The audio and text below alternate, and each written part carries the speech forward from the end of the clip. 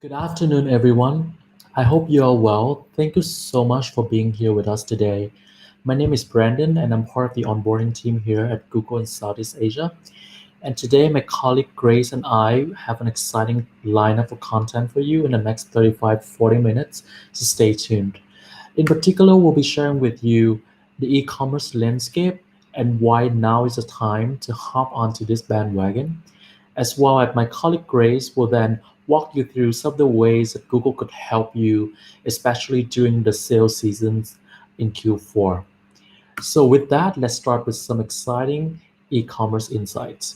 Now, we know that today technology has become integrated into all aspects of life.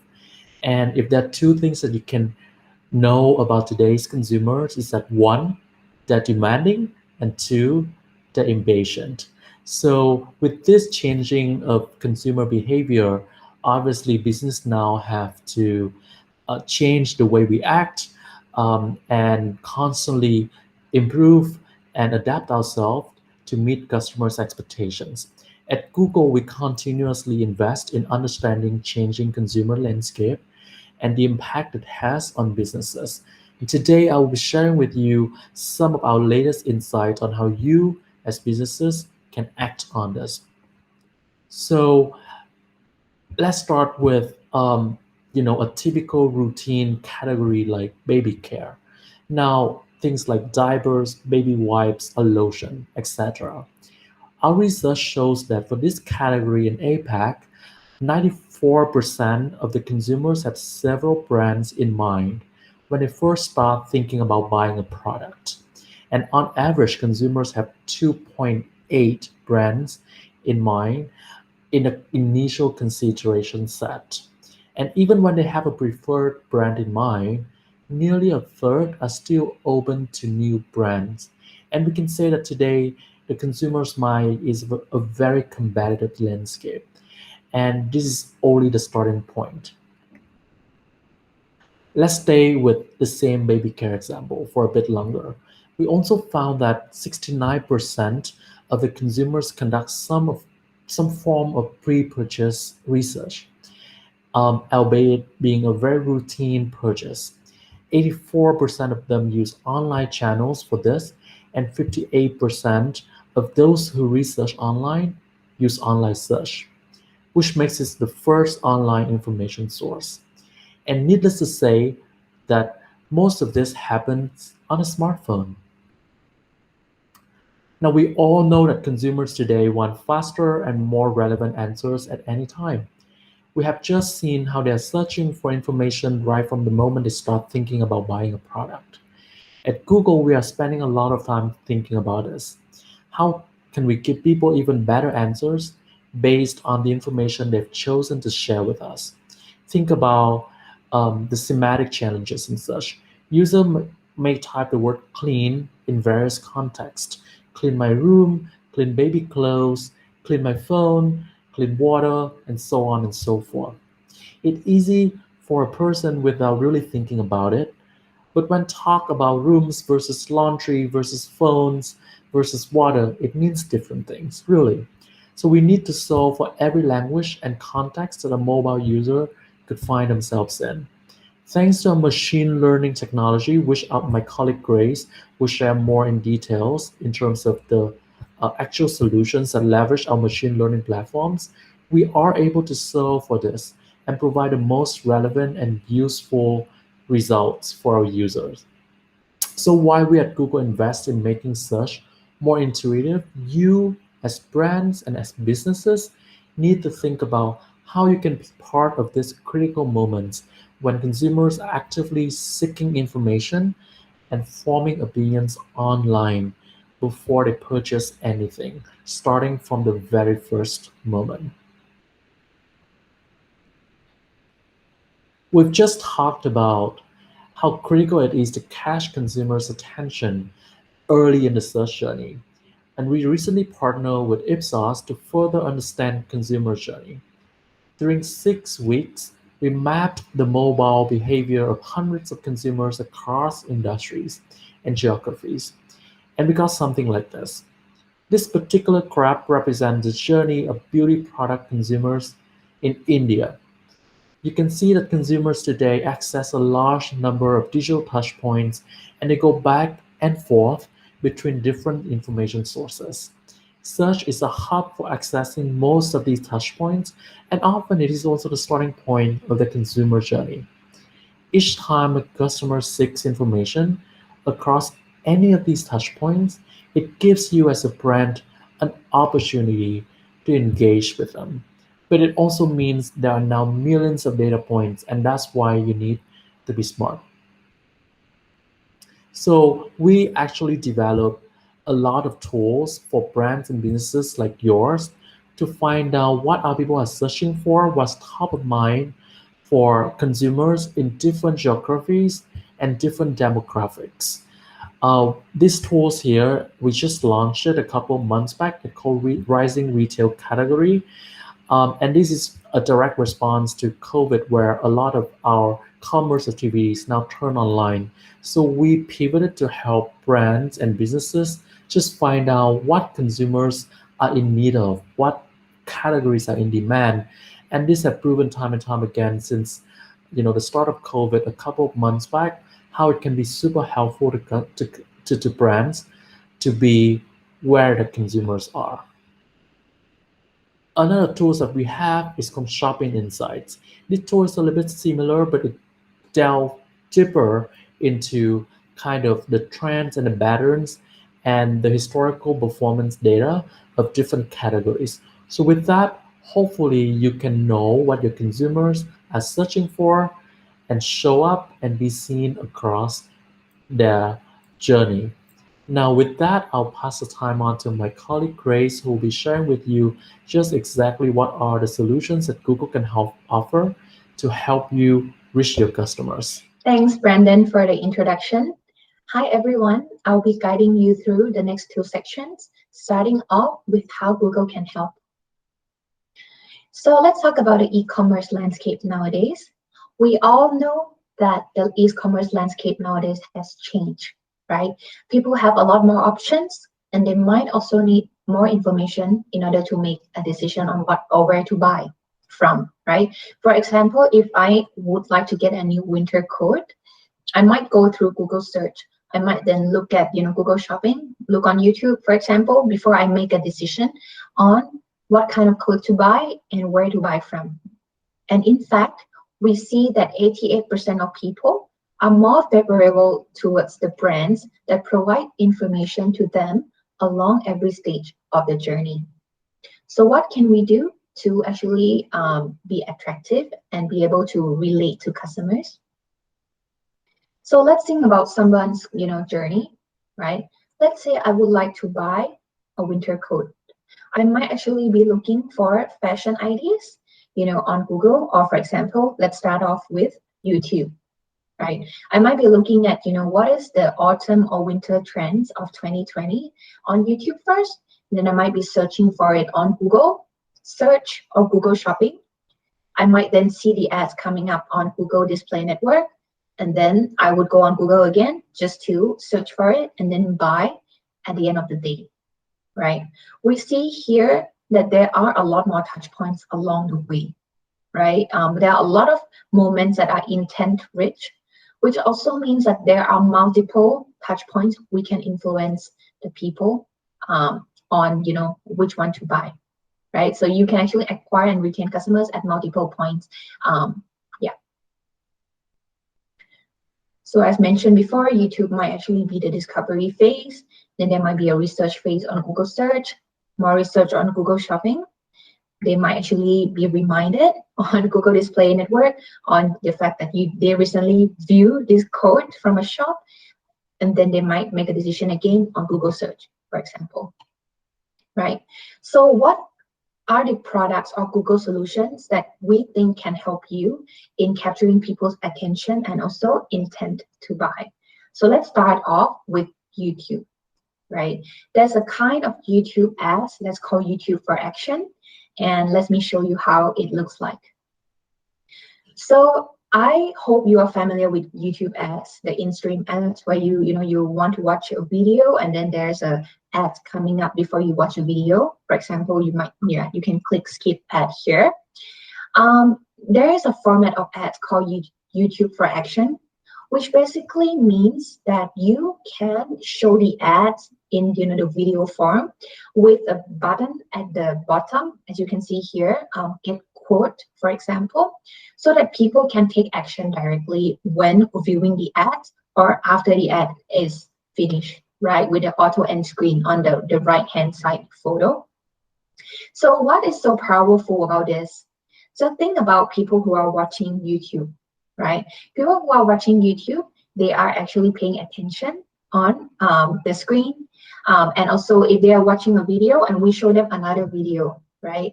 It's actually a really good way to capture their attention using audio visual effect, as well as having that kind of call to action button, which can potentially help to lead them to take action. So how do you actually convert intent into action with YouTube, right?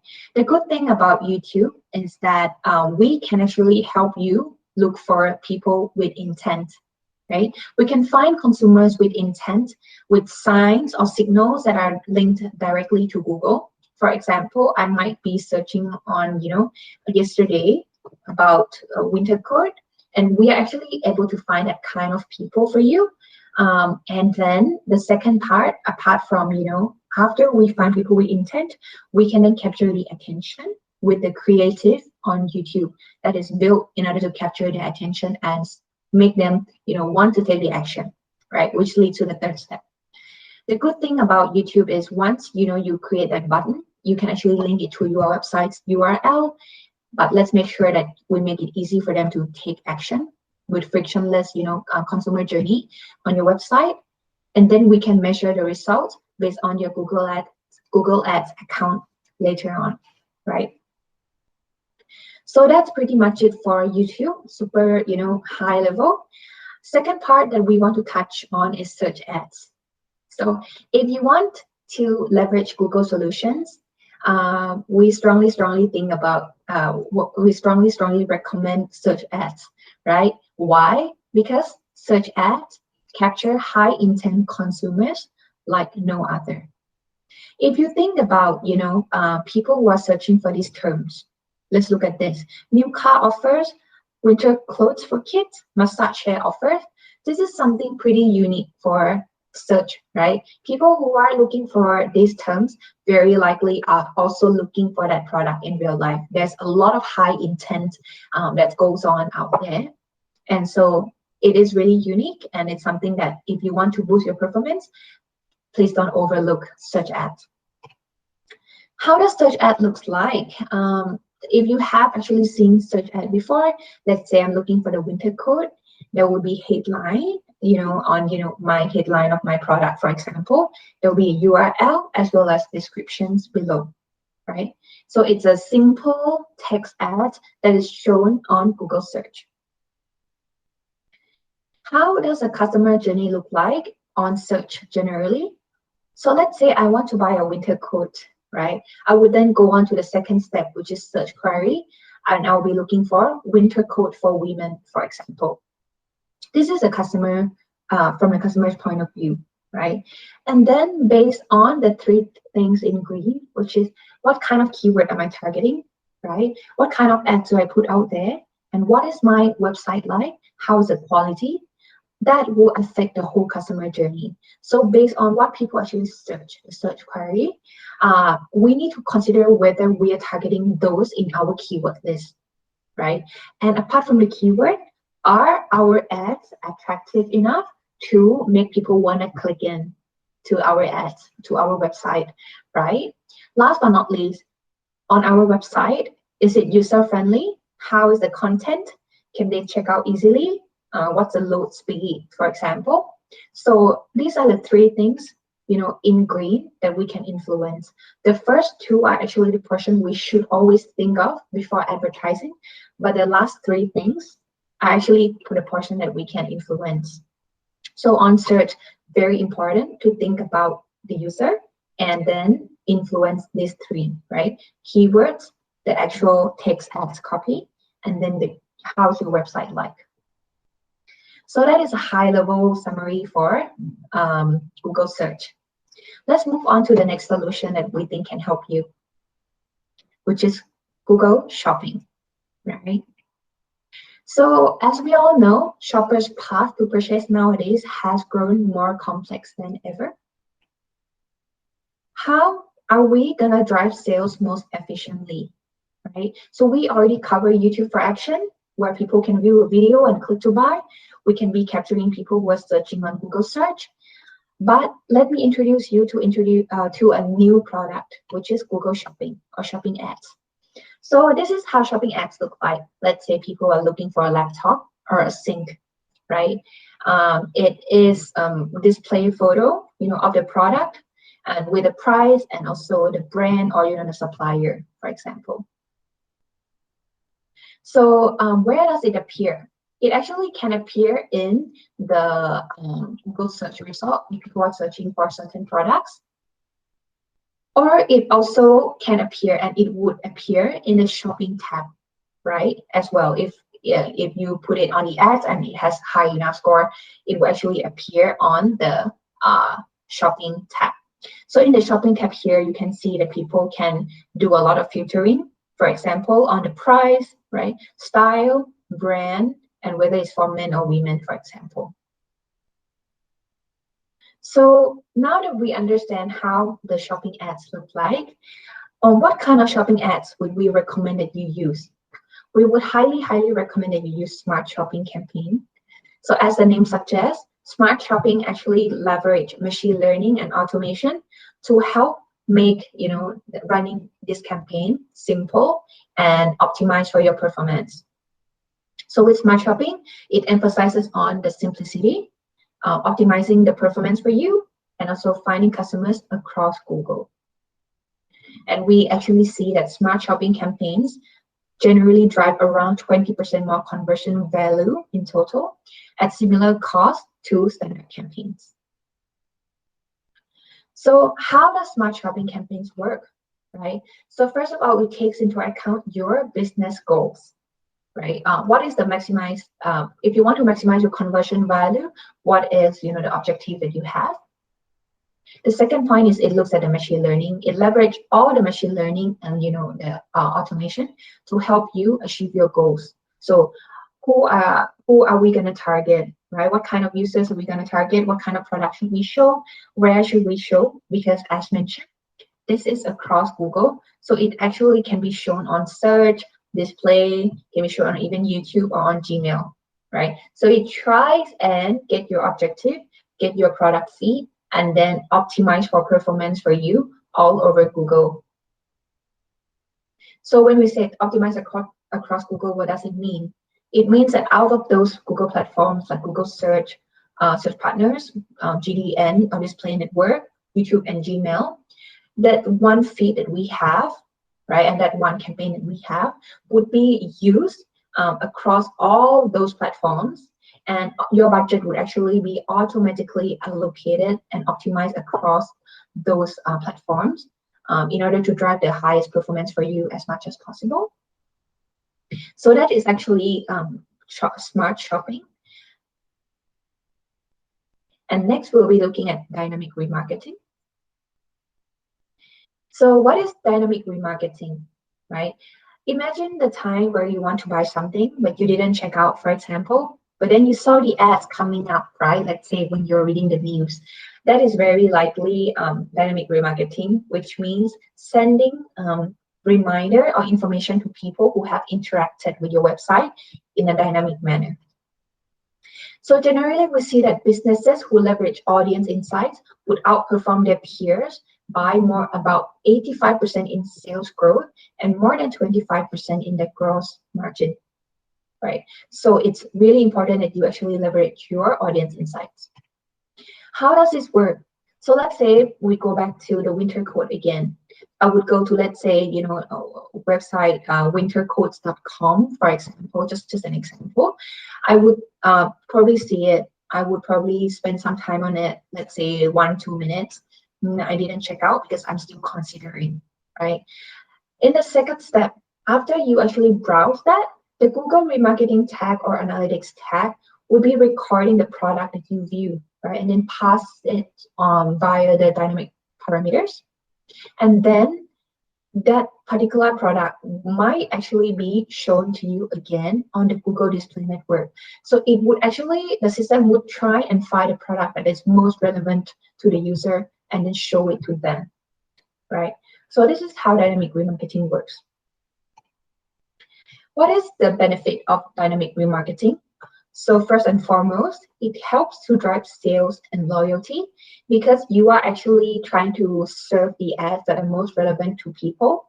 And also you can be looking at people who have interacted with your brands before. So that helps actually drive loyalty towards your brand.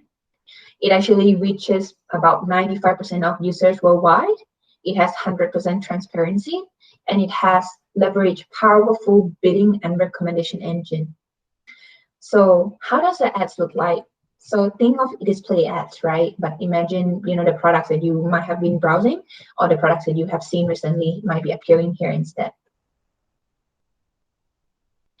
So the next thing, after we already covered the Google solutions, we'll be looking at Google Analytics, right? So some of you might be familiar with Google Analytics and some of you might not. Google Analytics is actually a tool that gives you the ability to analyze your data for your business, right? So linking your Google Ads account with your Google Analytics account allow us to actually deep dive into insights beyond Google Ads, right? So you can actually get a deeper understanding of your paid search traffic visits when you look at Google Analytics, right? You can be optimizing your paid search advertising strategy or your overall paid marketing strategies online, right? Because from analytics, you will be able to see different, traffic source, for example, see what is the statistics, what is the transaction and conversion from each of the medium that you use. Also, you can export some of the information onto Google Ads, for example, the engagement from each of your campaigns, right? So these are really helpful and useful.